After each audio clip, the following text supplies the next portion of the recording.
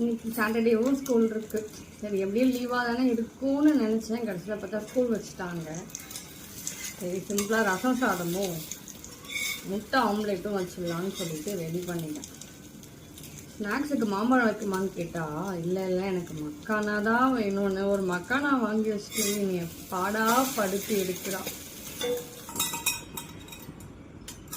உடனே மஞ்சத்தூள் மிளகாத்தூள் கரம் மசாலா எல்லாத்தையும் இதில் போட்டுருவேன்.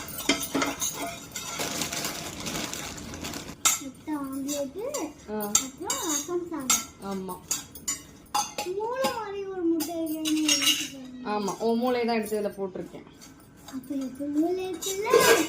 ஐயோ ஆமாம் உன் களிமண் குறைஞ்சதுனால தான் வெள்ளை இருக்க செடிலாம் செத்து போயிடுச்சுன்னு நினைக்கிறேன். ரசம் ஆக்சுவலாக மதியத்துக்கு எங்களுக்கு வேறு ஏதாவது சமைக்கணும். இப்போதைக்கு பாப்பாவுக்கு மட்டும் ரசம். எத்தனை பேருக்கு கஞ்சி தண்ணியில் உப்பு போட்டு குடிக்க பிடிக்கும்னு சொல்லுங்க. எனக்கு பிடிக்கும்.